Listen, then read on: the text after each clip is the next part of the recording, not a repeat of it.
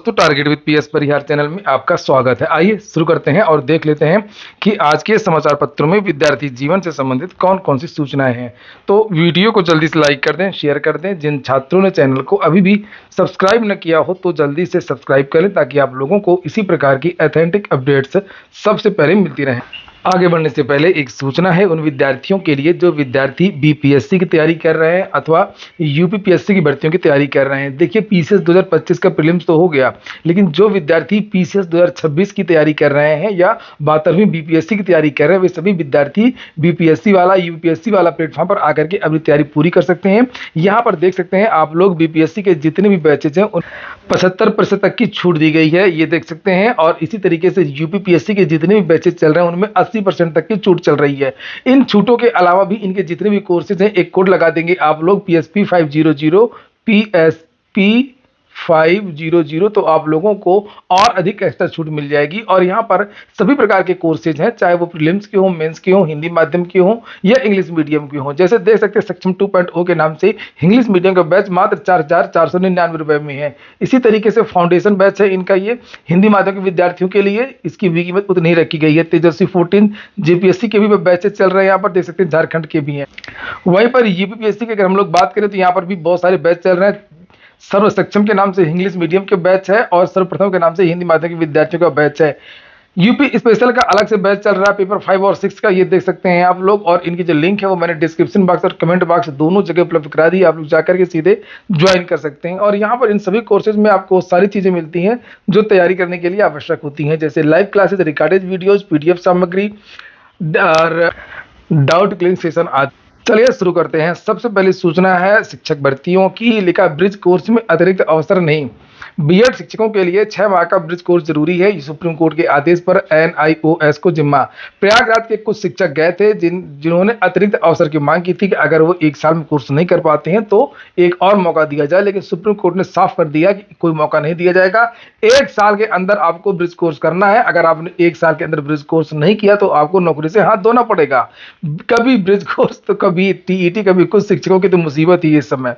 लिखा बीएड के आधार पर 69,000 शिक्षक भर्ती में चयनित शिक्षकों की ब्रिज कोर्स के लिए अतिरिक्त अवसर की मांग को लेकर के याचिका पर सुप्रीम कोर्ट ने सुनवाई से इनकार कर दिया है। शीर्ष अदालत ने 8 अक्टूबर के आदेश में प्रयागराज के कुछ शिक्षकों की ओर से दाखिल याचिका पर विचार करने से ही इनकार कर दिया। और इससे पहले सुप्रीम कोर्ट ने 11 अगस्त 2023 से पूर्व नियुक्त बीएड अर्हताधारी शिक्षकों को अनिवार्य रूप से ब्रिज कोर्स पूरा करने के आदेश दिए थे। शिक्षकों को ब्रिज कोर्स पूरा शुरू होने की तिथि से 1 वर्ष के भीतर पूरा करना है और शिक्षकों को एक बार में ही कोर्स पूरा करना, जैसा कि सुप्रीम कोर्ट ने निर्देश दिया था।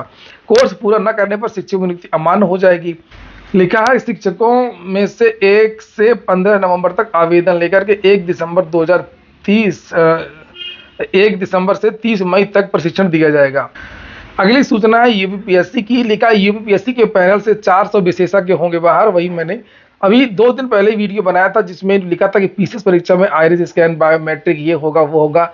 तब मैंने कहा था कि पहले जो अंदर की गंदगी है उत्तर प्रदेश लोक सेवा आयोग को उसको साफ करना चाहिए। सारा का सारा जो विवाद है वो लोक सेवा आयोग में ही है, चाहे उसके गलत प्रश्न को लेकर के समस्याएं हो, चाहे करप्शन को लेकर के चर्चाएं हों। और यहाँ पर ये देख सकते हैं लिखा है उत्तर प्रदेश लोक सेवा आयोग के 400 विशेषज्ञ पैनल से बाहर किए जाएंगे। उनकी सूची तैयार कर ली गई है। जल्द ही इस संबंध में आदेश जारी कर दिया जाएगा। प्रश्न पत्र बनाने, उत्तर पुस्तिकाओं के मूल्यांकन, किसी सवाल के जवाब पर विवाद के निस्तारण समेत अन्य कार्यों के लिए आयोग में विशेषज्ञों के अलग अलग पैनल बनाए गए हैं। आयोग में पैनल में शामिल होने वाले विशेषज्ञों के चयन की नियमावली तो है ही, प्रश्न पत्र एवं उनके जवाब, उत्तर पुस्तिकाओं के मूल्यांकन आदि के लिए भी मानक तय किए गए हैं। इनके अलावा सार्वजनिक स्थलों पर विशेषज्ञों को आचरण एवं व्यवहार के स्तर पर भी परखा जाता है।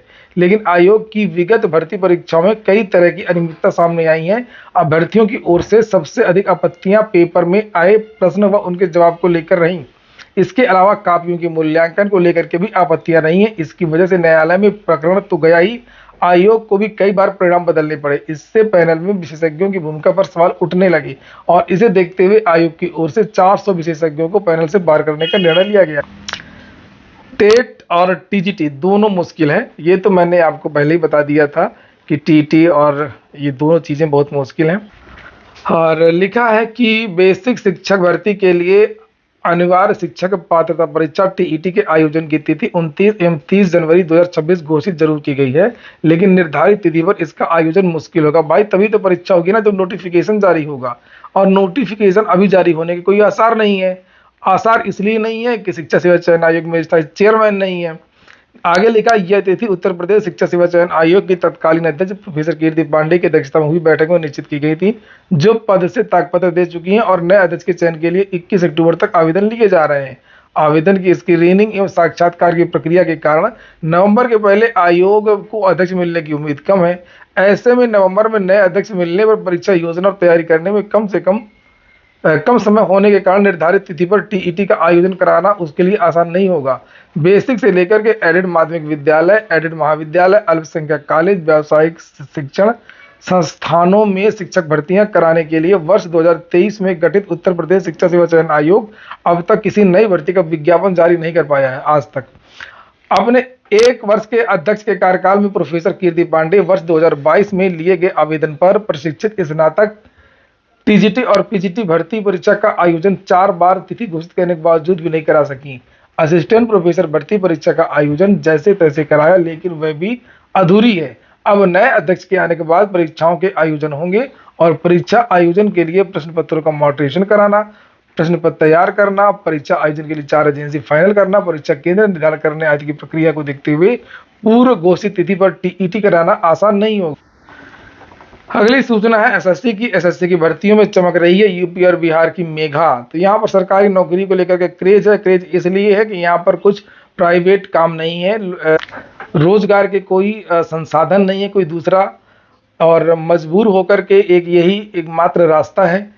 जैसे महाराष्ट्र हो गया, गुजरात हो गया, अन्य राज्य हैं, वहाँ पर बहुत सारी फैक्ट्रीज हैं, बहुत सारा काम है, कल्चर ही अलग है वहाँ पर काम करने का, तो वहाँ पर लोग इतना सरकारी नौकरियों के पीछे नहीं भागते हैं। लेकिन यहाँ पर ऐसा कुछ नहीं है, तो ट्रेडिशन बन गया है। आगे लिखा हुआ है, कर्मचारी चयन आयोग की वर्ष 2024 की विभिन्न भर्ती परीक्षाओं के परिणाम में मध्य क्षेत्र यानी सीआर ने दमदार उपस्थिति दर्ज कराई है। प्रयागराज स्थित एसएससी के मध्य क्षेत्रीय कार्यालय के अनुसार देश भर के विभिन्न क्षेत्रीय कार्यालयों में चयनित 78,409 विद्यार्थियों में से 18,024% मध्य क्षेत्र से ही हैं। मध्य क्षेत्र में उत्तर प्रदेश और बिहार के जिले हैं और आंकड़ों से स्पष्ट है कि भर्तियों ने यूपी बिहार की मेघा चमक बिखेर रही है। प्रतिशत की बात करें तो जूनियर इंजीनियर भर्ती में यूपी बिहार से 36% विद्यार्थी चयनित हुए थे। एसएससी की सबसे बड़ी परीक्षा कांस्टेबल जीडी 2024 में भी लगभग 9,598 यहीं से चयनित हुए हैं। तो ये बहुत सारी भर्तियों के आंकड़े हैं और आंकड़ों का कारण जानते हैं। जहाँ के लोग ज़्यादा कोशिश करेंगे, ज़्यादा आवेदन भी तो यहीं के लोग करते हैं, तो सिलेक्शन तो होगा ही। केंद्रीय मंत्री ने एक कल बड़ी घोषणा की है। लिखा है, रेलवे पुलिस बल में हर साल भर्तियां की जाएंगी, आरपीएफ की वैकेंसी, और ये एसएससी से होगी, ये भी कहा है। लिखा, रेल मंत्री अश्विनी वैष्णव ने सोमवार को घोषणा की कि रेलवे सुरक्षा बल कर्मियों की भर्ती अब हर साल होगी। आरपीएफ के 41वें स्थापना दिवस के अवसर पर गुजरात के वलसाड में एक सभा में केंद्रीय मंत्री ने कहा कि अब हर साल कांस्टेबल, उप निरीक्षक और निरीक्षक की भर्ती होगी। हर साल एक नए बैच को शामिल करने से सुरक्षा बल को उचित कैडर प्रबंधन की दिशा में आगे बढ़ने में मदद मिलेगी।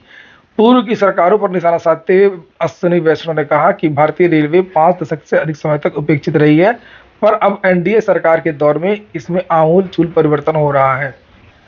कल एक और बड़ी खबर है, चौंकाने वाली खबर है, आजमगढ़ की है। आजमगढ़ के लोग तो कमाल करते ही हैं। जेल का कैदी था ये, और कैदी ने जेल के ही 52 लाख रुपए पार कर दिए। और हुआ यह कि इसकी जमानत से बाहर आया और जेल से कुछ चेक वगैरह थी, वहां पर कुछ लोगों से मिल करके चेक ले आया और चेक लगा करके खर्च करता रहा। लिखा, यूपी में जमानत पर बाहर आए कैदी ने जेल के खाते से उड़ाई 52 लाख, कर दी बहन की शादी, और बाद में पकड़ा गया तो उसने कहा पैसे खर्च हो गए। पुलिस ने उसको फिर से हिरासत में ले लिया है। अब बात कर लेते हैं एक और नई शिक्षक भर्ती की। सब जगह से शिक्षक भर्तियां चल रही हैं, केवल शिक्षा सेवा चयन आयोग की भर्तियों को छोड़ करके। जैसे एलटी ग्रेड, अगर लोक सेवा आयोग की हम लोग बात करें, प्रवक्ता, असिस्टेंट प्रोफेसर भर्ती, केंद्र से भी DSSB से वैकेंसी आ गई, EMRS से भी वैकेंसी आ गई। अब आनी वैकेंसी है KVS और एनिवेस से। किसी भी समय ये भर्ती आ सकती है, ये देख सकते हैं। ये नया आर्डर है हाई कोर्ट दिल्ली का, ये देखिए, और जिसमें नीचे यहाँ पर नीचे की लाइन महत्वपूर्ण है, ये आप देख सकते हैं। यहाँ पर लिखा है कि इस वैकेंसी का जो नोटिफिकेशन वो किसी भी समय जारी हो सकता है। हिंदी में अनुवाद है जिसे आप लोग यहाँ पर ये देख सकते हैं। यहाँ पर नीचे के जो पॉइंट है वो महत्वपूर्ण है। लिखा है केवीएस ने दिसंबर 2025 तक उत्पन्न होने वाले सभी शैक्षिक और गैर शैक्षिक यानी टीचिंग और नॉन टीचिंग जो पोस्ट थी और उनकी पुनर्गणना करवाई है और इन्हें विज्ञापन के ड्राफ्ट में शामिल कर लिया है। यह ड्राफ्ट विज्ञापन सीबीएसई के आवेदन पोर्टल के निर्माण और विज्ञापन प्रकाशित करने हेतु दे दिया गया है। तो ये विज्ञापन चला गया वेबसाइट पर अपलोड करने को लेकर के, और लिखा विभिन्न शैक्षिक और गैर शैक्षिक पदों विशेष शिक्षकों टीजीटी और पीआरटी सहित की भर्ती है तो अधिसूचना शीघ्र ही प्रकाशित होने की संभावना है। ये देख सकते हैं, ये एफिडेविट दिया गया है, ये देखिए पूरा।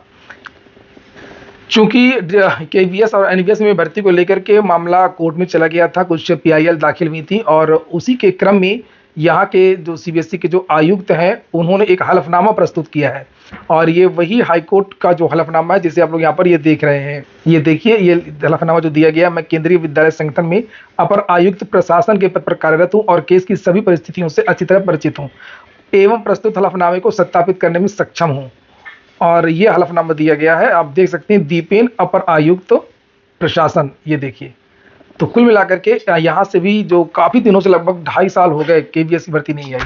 केवीएस और एनवीएस से नई भर्ती आप लोगों को देखने को मिल सकती है। इसी बात में आप लोग वीडियो को लाइक कर दें और जो नए छात्र हों तो चैनल को सब्सक्राइब कर लें।